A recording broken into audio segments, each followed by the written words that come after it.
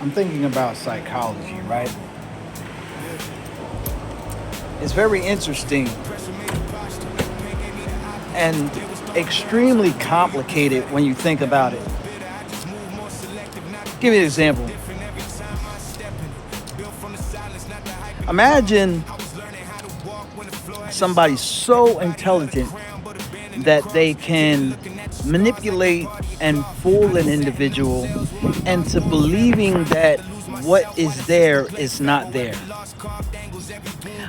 Imagine someone who is so in tune with other people's emotions that they know how to mirror those emotions back to a person to the point where the person is actually so convinced that they're seeing a reflection of themselves, making them believe that they found someone like them. That's an incredibly intelligent position. But let's look at it from the standpoint of, let's say that same individual who has that ability to do that and has been successful at doing that runs into somebody who is doing the same thing. So they're imagining that they're seeing someone that has the characteristics that they can take advantage of. But this is really an individual who is mimicking the characteristics of someone else so that they can look that way, so that they can draw in somebody else to take advantage of them.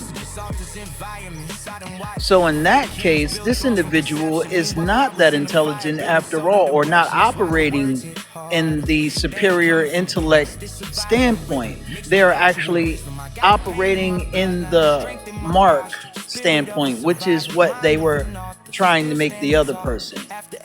Let's go to a good side. If you really want to go to a good side, you can think about those manipulative strategies and that psychology in the sense of a great negotiator, a great salesman, someone with the gift of gab, someone who is very good at presenting themselves, selling something pretty much. You know, those are those type of people. Convincing you of something. Influencer status. Those are those type of characteristics. Now, when you think about it from that standpoint, though, you have dual psychological, like, I forget what the word is, but it's like when someone looks at your profile. Dual psychological profiles. One shows an individual who is extremely sophisticated in their way of understanding the human psyche of another, but then becomes completely duped when that other individual has the same psychological profile as them. They actually get fooled while they're trying to make someone else a fool. This is the reason why psychology is so complicated. You can't just simply take it off of face value. You have, say for instance, somebody, there's a guy or a girl that likes another guy or a girl, but there's a group setting involved where they're around a bunch of people.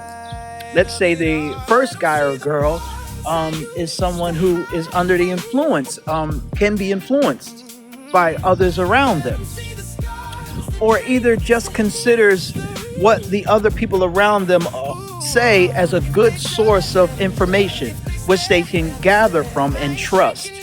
And say that for whatever reason, say there was a bad relationship or somebody who the other person left alone, but that person was bitter and decided to go around and spread some stuff.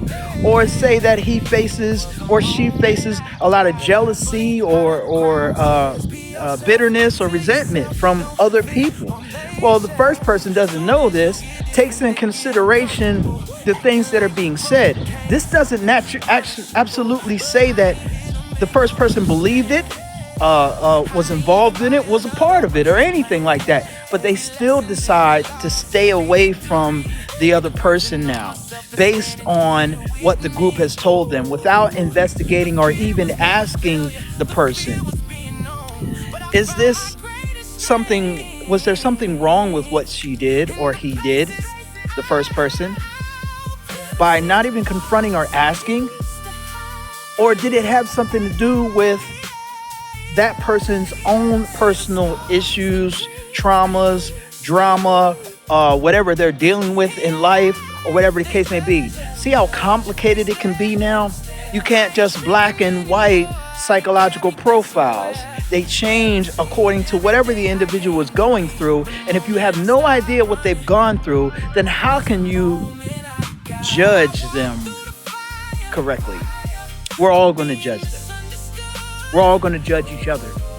But how can we judge each other correctly if we don't understand the complexity of psychological profiles and the reason why there is so many nuances in the things in which we do that play a part in the way we are perceived, how we are perceived accurately. No one is perceived accurately. Because as soon as someone gives some information to somebody, there's a possibility that those people are going to go and share that information with someone else for some other reasons, which you have no idea because you don't understand that person's psychology that you're talking to. So now we have people that, because of their psychological trauma or whatever the case may be from the situation or the hardships they faced, because it was psychological pain involved or discomfort involved in those things, now people don't want to reveal anything and they're comfortable with being fake. You know? But then are they really fake or are they being protective? This is the reason why psychology is it's like a dichotomy. It's a circular conversation. The only answer I would think that's really for it is to really get to know a person. And you can't do that if you don't allow a person to really see you, because they will pick up on the energetic frequency of you not being authentic.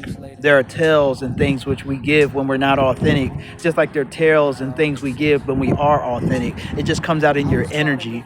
And when you're connected with yourself, you can clearly sense when someone is being inauthentic. A lot of times we lie to ourselves and gaslight ourselves into believing we don't see what we see, but we do see it.